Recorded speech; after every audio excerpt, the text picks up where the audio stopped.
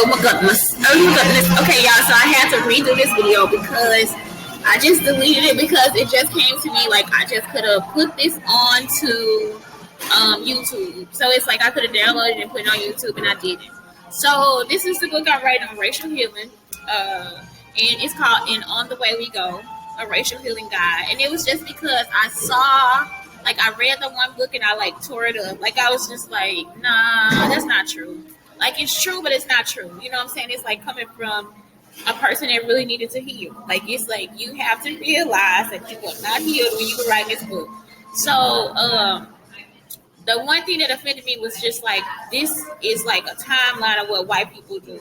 And it's like now that I'm here and I'm back in East St. Louis, all this different stuff, I see that it's not. It's just actually where everybody can have issues of racism, and everybody can not have issues of racism as well. And so that was it. So I also thought that I would bring up this as like a way of giving you a background into everything. So I would have to go back over idea 1 and 2. So that's what this video is for, idea 1 and 2. So let's go ahead and look at the first one. Oh, wait a minute. I got it. Okay, there it goes. All right. So idea 1 is like know your racial identity. And so that's what it was 2 concepts that I want you guys to think about. It was external identity, how other people perceive you. And that's something that we can talk about just a little bit, but because that's all you want to give it. External imposition or whatever, like when somebody is imposing their idea on you.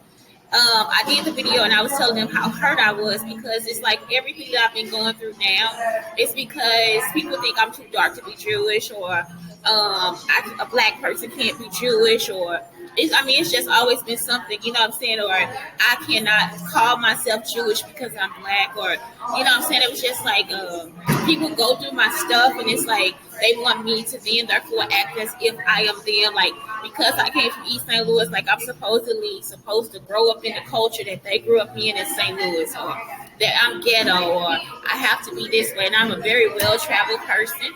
I'm country, like I've been living between Texas and Louisiana and Illinois and Missouri most of my life, and all of them, like for real, anywhere in those places you'll find somebody with a country accent. My family comes from the South, you know, so it's like my grandfather, you know, came from the UK. Well, my great, you know what I'm saying? So it's like they know all this stuff, but it's like the people around me knew it. But it's just our community. It's not like East St. Louis was for us. It was like a black thing because we had a lot of people in our community that were different too, and we accepted them too. So it's like we just never really dealt with racial issues a whole lot. So when this started to happen was when I went to college, or like when I went out of town, I had no problems because if you hang out, you hang out. It doesn't matter what color you are. And I was a kid too, so it's like as I got older, went to college, all this stuff started to matter. And when I graduated, it started to matter even more to people in Texas, you see. So it's like I just thought that this was something that I had to heal. Like when I did the first video, I was just like in a lot of pain about it because it was just like, I was like, this is so demeaning.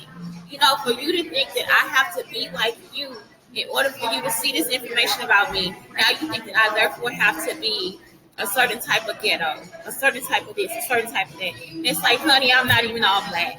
I'm not all black, darling. I can't do that for you. So, that was it. Like, that was like something where I was like, let me get this racial healing book and see what's going on with myself and these other people too. And so when I first saw it, I was like, I've actually been around healed white people before I've been around healed black people. So black people don't always get that they're racist, you know, like, so it'll be like I'll be at a job and the people will be like trying to tell me, hey, don't do that to her because of this.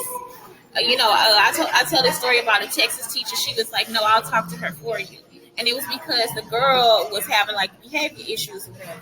So I was just so happy that she stood up for her. She was like, I'll just take her with me so then you don't have to have these issues anyway, because like, you know what I'm saying? So for me, I was like, hold up, honey. You know, and it's like, wait a minute, I'm getting too familiar with this child because me and her are not from the same culture. You see what I'm saying? So it's like, once you realize that, it's like, even though we're the same color, we are not the same culture.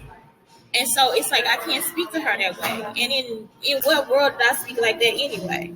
So it was just like, okay, I have to get a grasp as a teacher of how I'm speaking to these children too. So that's when I just learned to just talk to them. Like if I had a behavior problem, I just talked to the kid, and that was it.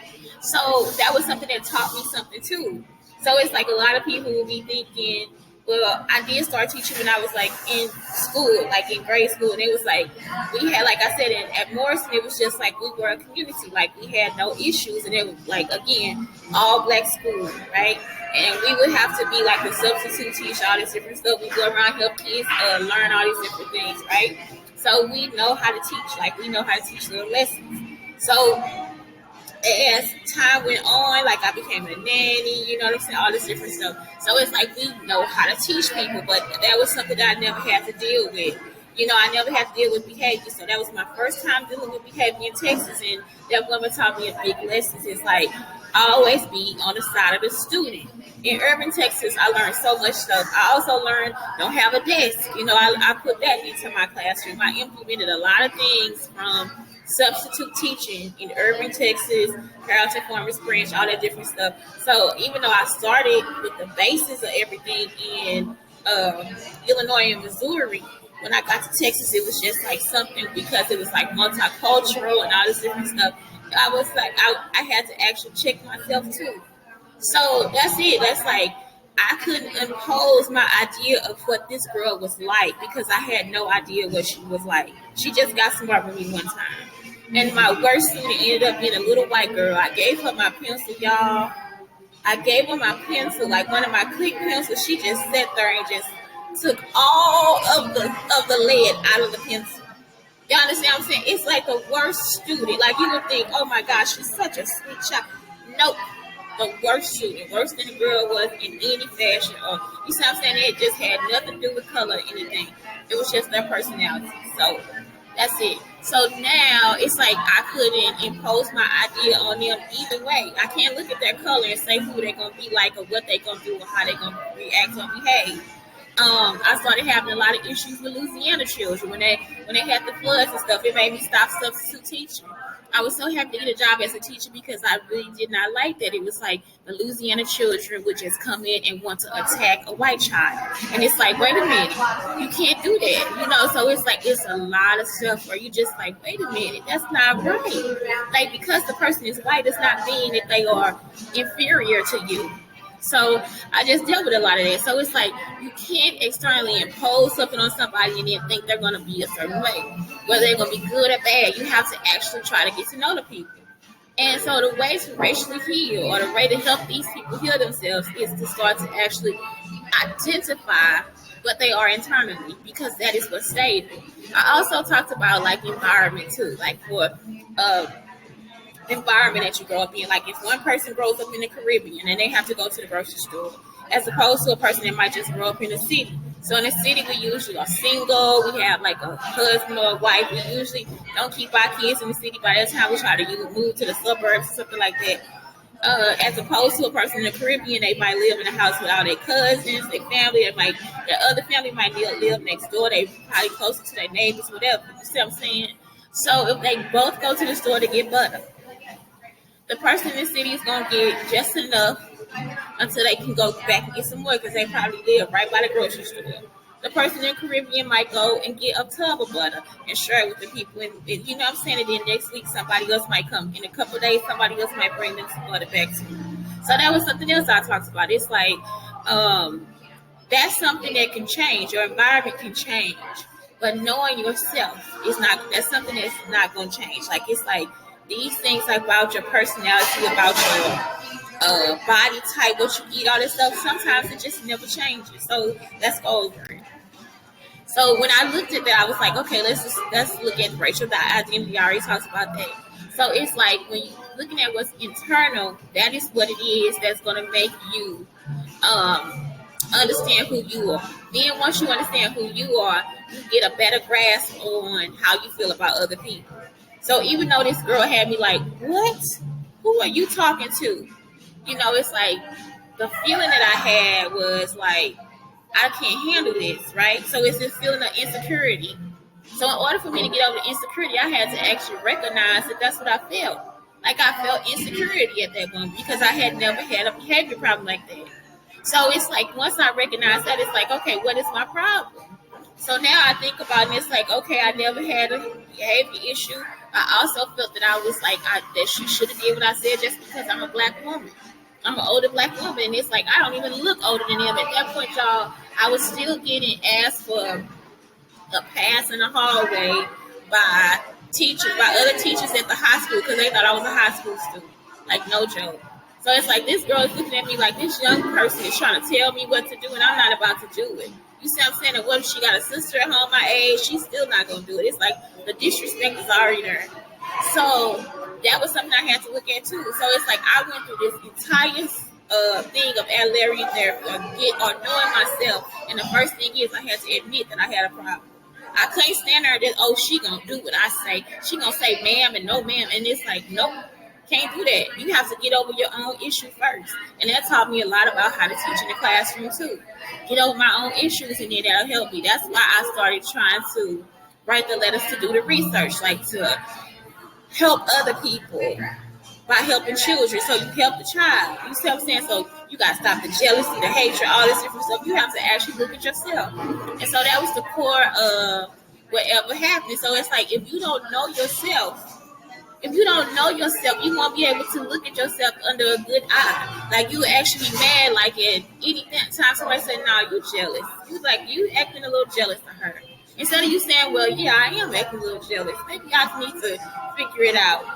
You see what I'm saying? It's like you will be like offended, and then you start to have all these issues still with the same person and start attacking them every time you get a chance to. And this person doesn't care anything about you. So that's why it's important for you to go to the second part, the internal part. The first part is just external. It's like whatever, because environment change, what people think about you is like something that you don't have to worry about. That's why people say that you don't have to worry anything about what somebody thinks about you, unless they're trying to hold you back. And then it's like, yeah, take them to court. But that's it. Like it's like, so it's like 5 tests that I put on here. The Myers-Briggs test, the 16 personalities, the Big 5 personality traits, type A, B, C, D personality test. The iceberg is like so awesome, and that iceberg is something that me and Blake had to keep private because that was part of them stalking us. Like everybody kept wanting to know our traditions and different things like that. And it's like it's not your business. Come to find out, like every Christmas I give Blake a scavenger hunt. Guess what they did and take it down here in St. Louis? Gave them a scavenger hunt and all this different stuff. It's like stop stealing and do something for yourself. Come up with your own ideas. And also, I put on there the dosha quiz because some people forget about body types and all that different stuff. And it's like once you learn that, you will love it. So the dosha quiz is like actually like a part of Ayurveda, and it's like 3 different body types. And so once you know your body type, what happens is it's like you can have a duo dosha, you can have a tri dosha, you can just have one dosha, but then you'll see how you lose weight and what you eat. And you might even find out if you like something that you didn't like. Like I found out that real yogurt with milk is bad for me. So it's like I have to have like almond milk yogurt, all those different things. So some of the things they'll tell you they make you bloated if you're this type of person.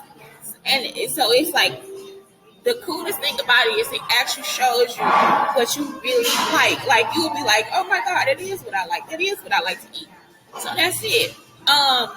And so then you'll start to recognize other people like you around the world, all this different stuff. And that's it. Like, it's like, that is so much about getting to racial healing. It has nothing to do with the stages of what somebody goes through to be a racist, because that's not your business. It's not our business. So that is why I just decided, okay, let me go ahead and read this book so it's a better thing for us.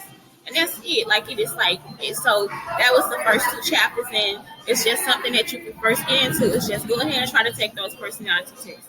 Anyway, that's it. It's Shante, Brown Sugar Talk on the Black Unicorns, telling you about racial healing, the book. And please have a great day.